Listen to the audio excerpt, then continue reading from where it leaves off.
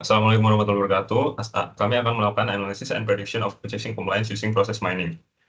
Jadi tim kami terdiri dari Heri Verova dengan akhiran 2015, saya Bina Syafrian dengan akhiran 20031, Muhammad Mirza PS Robani dengan akhiran 40127, dan Raka Maulana Yusuf dengan akhiran 40119. Jadi, Business Process Intelligence atau BPI Challenge 2019 adalah sebuah tantangan internasional dalam bidang proses mining yang mengundang para peneliti, praktisi, dan mahasiswa untuk menganalisis data event log dari proses bisnis data. Tantangan ini berfokus pada proses purchase to pay, di mana semua peserta diberikan akses ke event log anonim yang mencatat berbagai aktivitas dalam proses tersebut. Data tersebut disediakan oleh organisasi pemilik proses yang identitasnya dirahasiakan, demi menjaga kerahasiaan dan keamanan informasi bisnis. Prosesnya ada 4. Yang pertama, dataset description and pre-processing. Yang kedua, proses model generation. Yang ketiga, throughput analysis. Dan keempat, predictive process mining for compliance.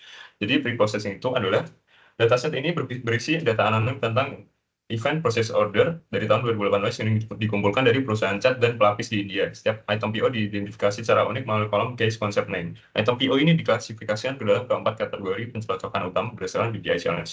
3-way match, invoice before GR, 3 elemen verifikasi, invoice dikirim sebelum penerimaan barang, 3-way match, invoice after GR, invoice dikirim setelah penerimaan barang, 2-way match, dan consignment.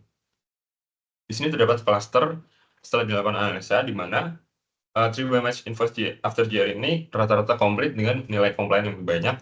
Lalu 3-way match invoice before GR memiliki nilai komplit yang lebih tinggi dan didominasi oleh purchase order yang compliant. Lalu 2-way match memiliki nilai incompliant dan incomplete yang lebih tinggi. Dan consignment didominasi juga oleh nilai komplit dan compliant yang lebih tinggi. 3-way match sendiri ini adalah transaksi membutuhkan verifikasi 3 elemen utama, ya, PO, GR, dan juga invoice. Jenis ini digunakan untuk transaksi fisik karena melibatkan banyak titik validasi. Two-way match, transaksi yang hanya membutuhkan verifikasi antara GR dengan PO. Transaksi ini biasanya digunakan untuk layanan atau item non-fisik. Consignment sendiri adalah jenis transaksi yang memungkinkan pembayaran dilakukan setelah barang digunakan oleh organisasi. Seringkali digunakan untuk inventaris atau barang yang disediakan lebih dulu oleh vendor. Proses model generation ini melalui cluster tadi masing-masing dianalisis untuk menentukan apakah diperlukan pembagian lebih lanjut untuk menemukan proses model yang berbeda. Analisis atribut yang memiliki nilai unik untuk menentukan apakah ada perbedaan dalam proses, sehingga atribut tersebut bisa dijadikan patokan untuk cluster baru. Analisis pola untuk menentukan kasus dengan aktivitas SRM atau Supplier Relationship Management atau tanpa SRM. Melalui analisis atribut tadi, didapatkan sejumlah data dengan nilai berbeda pada kolom bagi berikut, di mana di sebelah kiri ada kolom name dan di sebelah kanan ada count untuk distinct value atau nilai yang berbeda.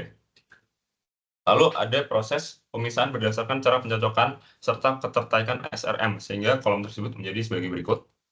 Nah, kemudian ada grafik yang menunjukkan WSS atau within some squares, dan grafik improvement, di mana ketika nilai improvement ini meningkat dan WSS ini menurun, maka semakin tinggi nilai improvement-nya. Ini menunjukkan bahwa kelas tersebut dapat dipisah dari grup kelas yang saat ini ditunjukkan, karena nilai kelas tersebut memiliki nilai perbedaan yang banyak. Lalu melalui simulasi proses yang dilakukan, didapatkan hasil riset recap waktu sebagai berikut. Nah, kemudian predictive process mining for compliance. Baik, untuk proses mining for compliance ini langsung ke grafiknya saja. Nah, untuk grafik yang pertama ini menunjukkan untuk proses rework-nya. Jadi proses rework itu untuk memperbaiki nilai dari yang incompliance. Misal dari activity change quantity dengan jumlah PO items sekian itu akan memperbaiki nilai incompliance. Lalu di sini ada faktor-faktor yang paling berpengaruh, dan yang paling berpengaruh itu adalah case item kategori dengan three-way match dengan invoice after GR.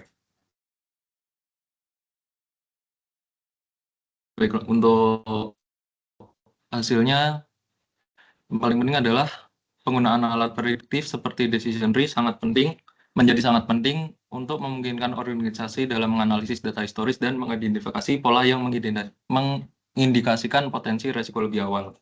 Dengan pendekatan ini, organisasi dapat mengambil langkah proaktif untuk memperbaiki proses atau menerapkan kontrol tambahan guna meminimalkan risiko ketidakpatuhan di masa mendatang. Baik, itu saja presentasi untuk paper 1 dari kelompok kami. Wassalamualaikum warahmatullahi wabarakatuh, dan terima kasih banyak.